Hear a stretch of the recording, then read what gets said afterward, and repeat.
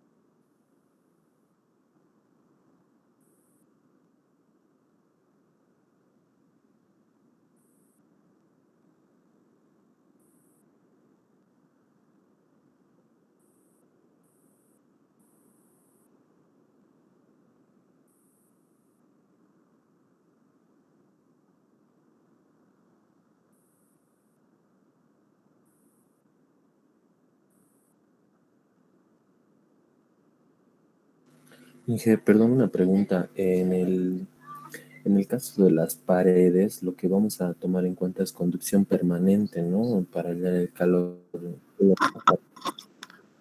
En el caso de las paredes van a tomar, ¿qué me dice? Conducción permanente, o sea, el calor es igual a la diferencia de temperatura sobre la suma de la resistencia de la pared y más la resistencia del poliestireno. ¿Estoy en lo correcto, Inge? Perdón. Sí, exactamente. Tienen que hacer eso, pero además tienen que tomar en cuenta la convección natural, el interior de la pared y la convección forzada. Esas resistencias las tienen que tomar en cuenta en el coeficiente global de transferencia de calor. Ya, gracias, Inge. De nada.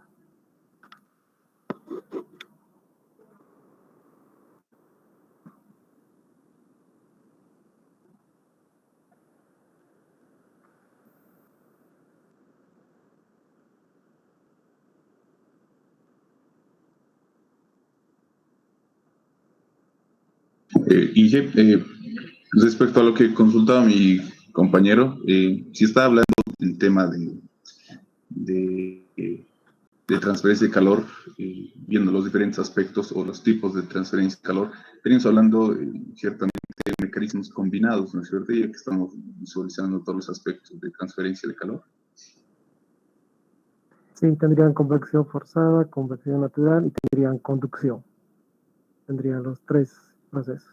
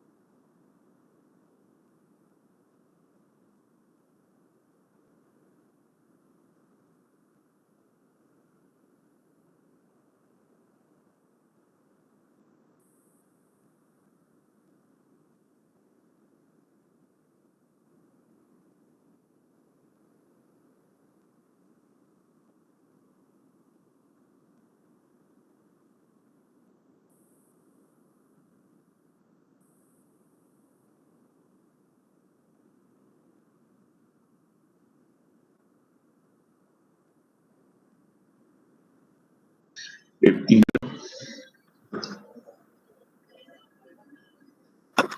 Sí, dígame. disculpe, sí, respecto al techo prefabricado, viendo la tabla en los márgenes de temperatura, hay uno que está a menos 29 grados centígrados. Ese, no sé si, bueno, como son ya espesores normados, se podría considerar un espesor de 100 milímetros para el techo.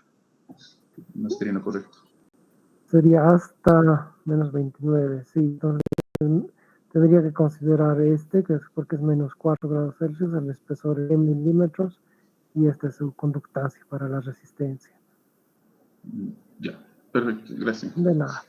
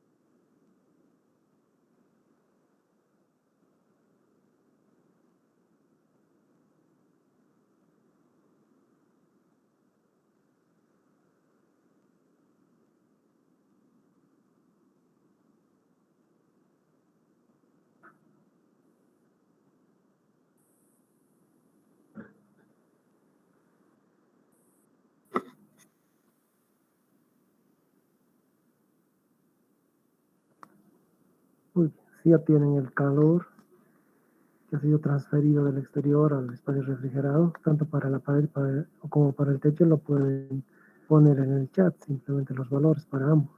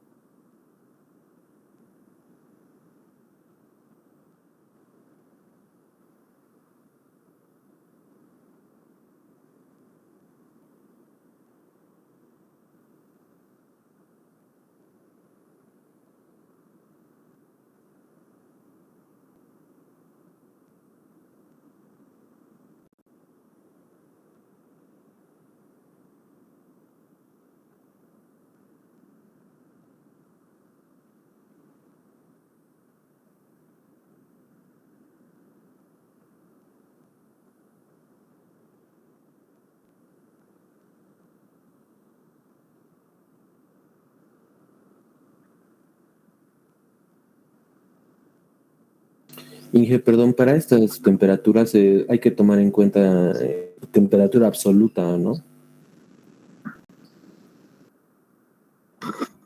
Sí, pueden tomar la temperatura absoluta, aunque con las diferencias igual se va.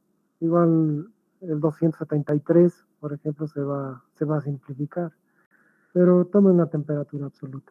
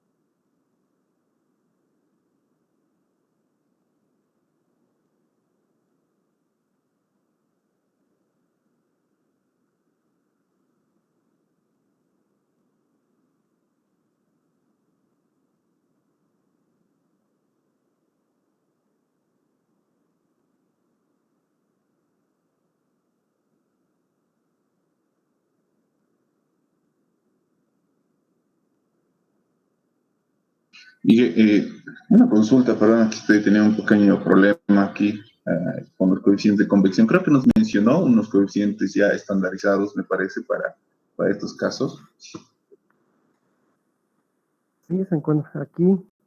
Se trata de verano, en este caso les dicen que está en una estación de verano. Este es en el exterior. En el exterior tienen convección forzada y tendrían que tomar este coeficiente de convección forzada, 23 watts sobre metro cuadrado, que para la superficie vertical, para la pared, tienen un coeficiente de convección forzada, perdón, un coeficiente de convección natural. Entonces depende de la superficie horizontal, el flujo hacia arriba, esto sería para el piso, sería esto. Y superficie horizontal, flujo de calor hacia abajo para el techo, sería este. Entonces tiene que tomar en cuenta su convección forzada y convección natural.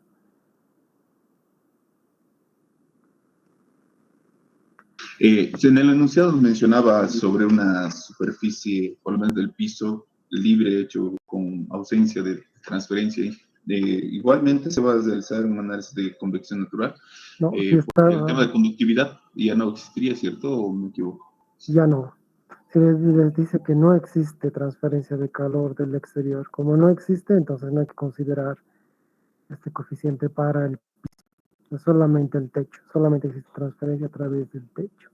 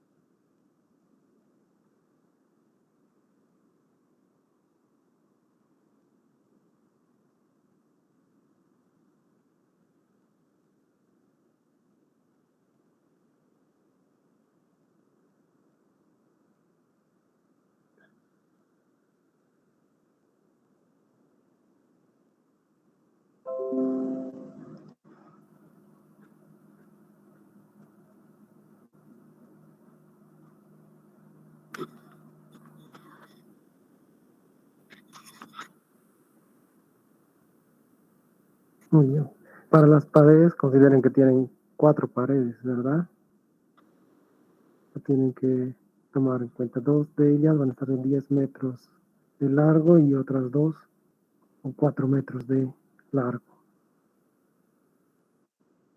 Y para ellos tienen que considerar esta altura. Todas tienen la misma altura, pero diferentes longitudes. Entonces consideren eso para la transferencia de calor a través de las paredes, de las 4 paredes y posteriormente del techo.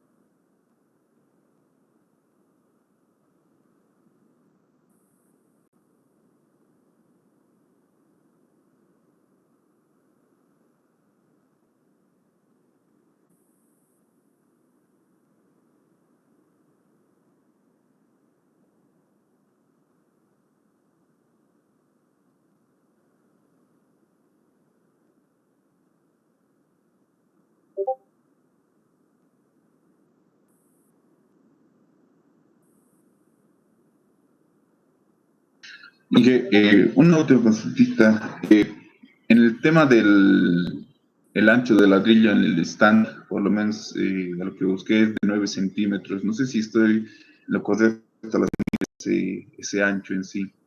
Para el ladrillo hueco igual tiene ya una conductancia. Entonces lo único que Sí, tienen que hacer poner en las resistencias es uno sobre esta conductancia del ladrillo hueco. gracias. ¿Sí?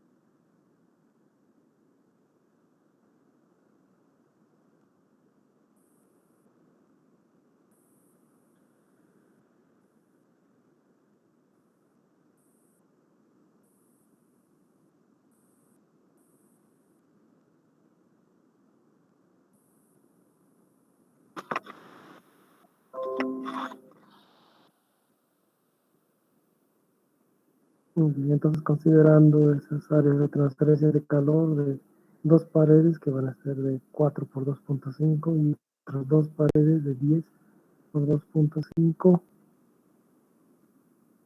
y la convección natural, convección forzada y además el ladrillo hueco y el aislante, ya pueden hacer los cálculos. Por ahora, en cuanto a la transferencia de calor a través de las paredes, pueden anotarla en el chat.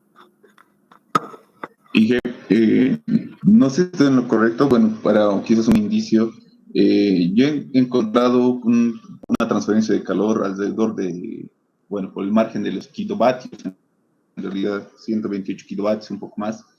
No sé si estaría aproximado o en todo caso debería revisar nuevamente el cálculo.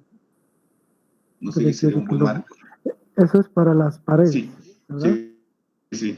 Perfecto. Sí, revisaremos justamente ahora para las paredes. Entonces, nuevamente, tenemos el alto y el largo de la. Entonces, además tenemos el ancho. Entonces, pueden trabajar con temperatura absoluta. De todas formas, este valor de 273 va a ser simplificado cuando hagan la diferencia. Pueden utilizar eso. Y tienen el espesor del aislante. Entonces, lo que tenemos que considerar es la conductancia a través del ladrillo hueco, que en este caso está construido con ladrillo hueco, la conductividad del poliestireno, la convección natural y la convección forzada. Como les decía, tienen dos paredes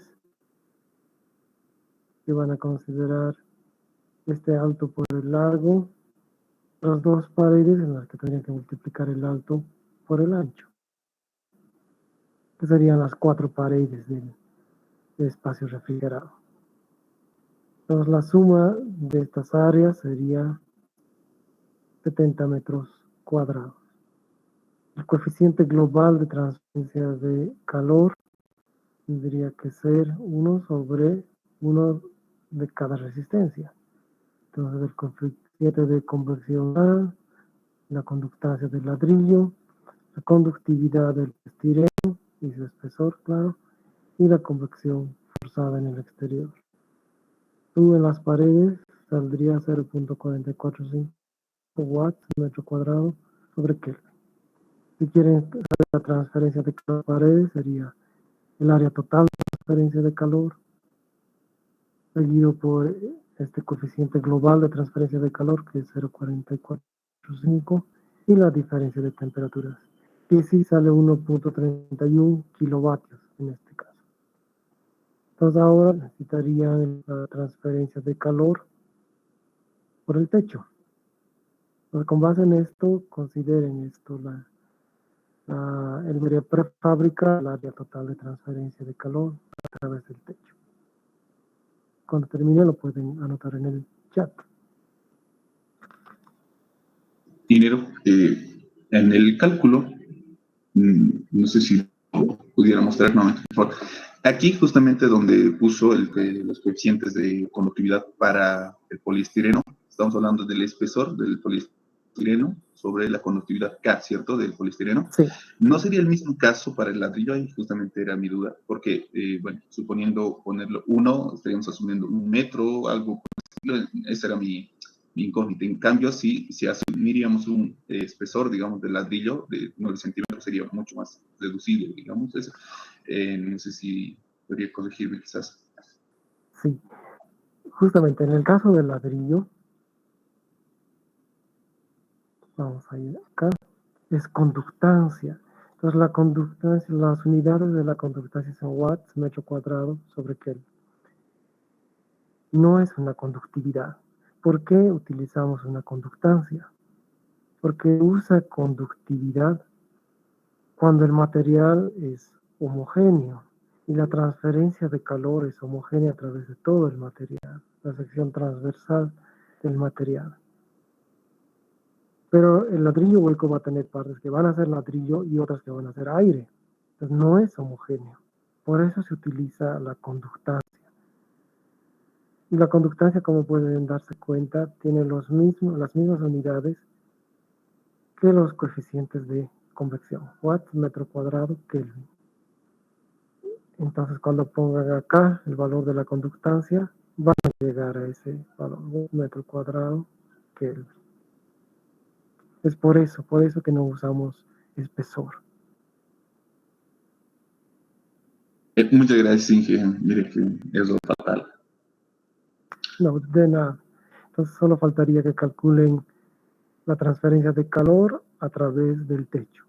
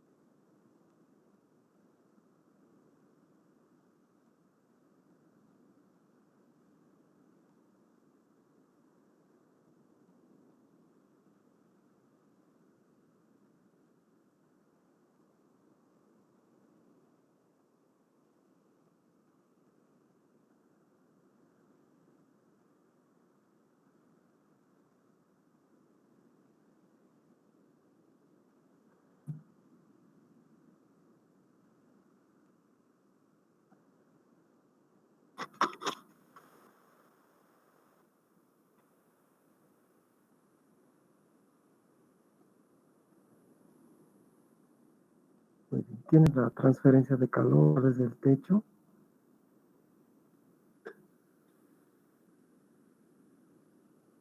Inge, no sé si está bien los cálculos, pero yo saqué 1.29 kilovatios solo por el techo. Vamos a ver ahora mismo. Para el techo tienen una conductancia como para el ladrillo que ya les dan para el prefabricado. Entonces hay que considerar eso para el techo. Luego tienen una coeficiente de convección, en este caso vamos a verlo a través de una superficie horizontal y que el flujo es hacia abajo. Entonces en este caso sería 6.1. Vamos a poner esto. En este caso van a considerar flujo de calor hacia abajo. Entonces van a, en este caso, poner 6.1. Y el área de transferencia. Entonces esto van a corregir, por favor, sería 6.1. Y el área de transferencia de calor en el techo, que sería la superficie, toda la superficie, que es 4 por 10 metros cuadrados.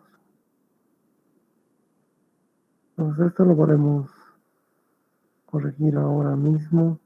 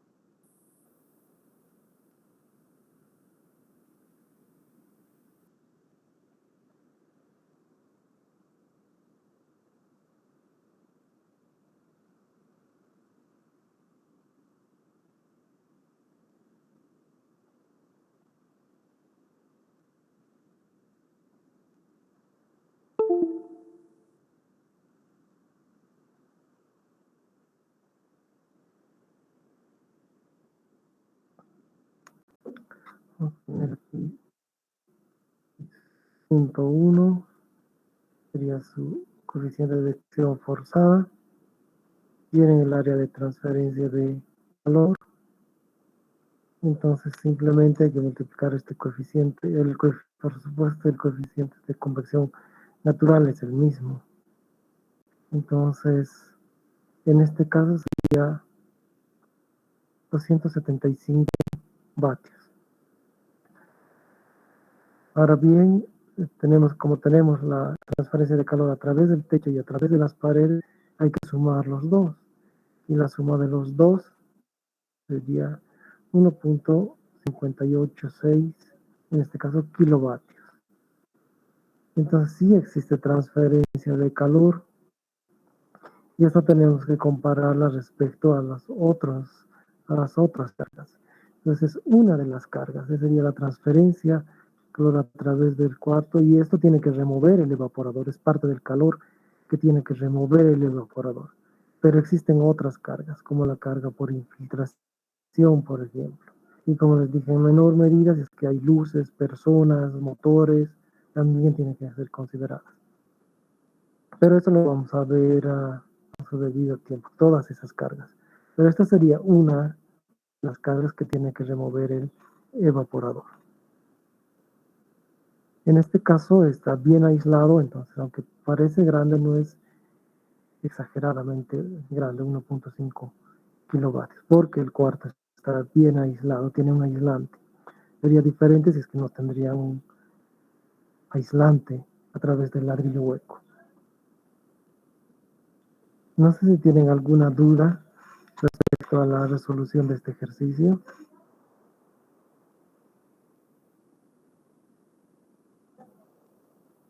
Ok, prácticamente son las 11 de la mañana.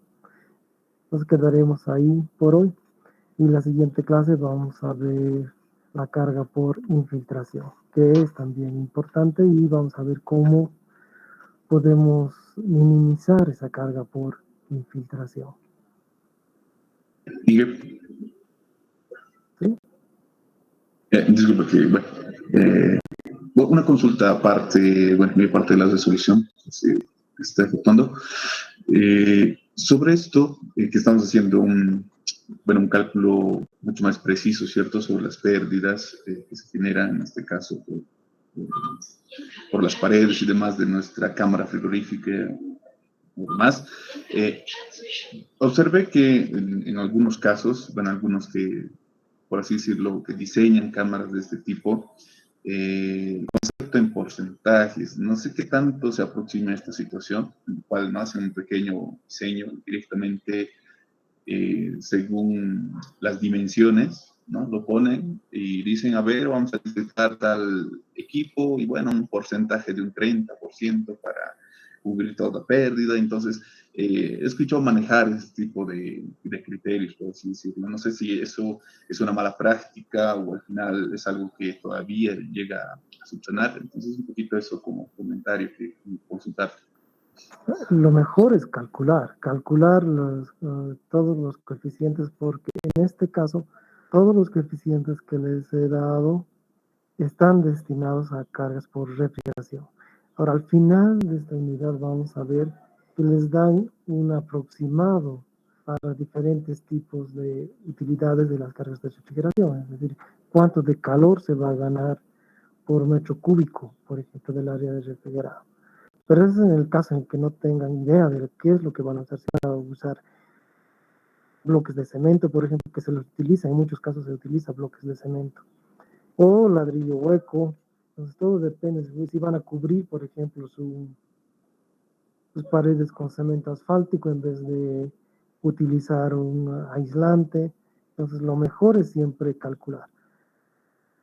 Ahora, para equipos, muchas veces existen ya valores promedio del coeficiente global de transferencia de calor, SU. Entonces, todo generalmente en los libros lo que les dan y les dicen es si van a usar, por ejemplo, un intercambiador de calor de placas, en el cual van a tener un fluido fluyendo a un Reynolds determinado, por ejemplo, en un flujo turbulento, entonces utilicen este coeficiente global de transferencia de calor.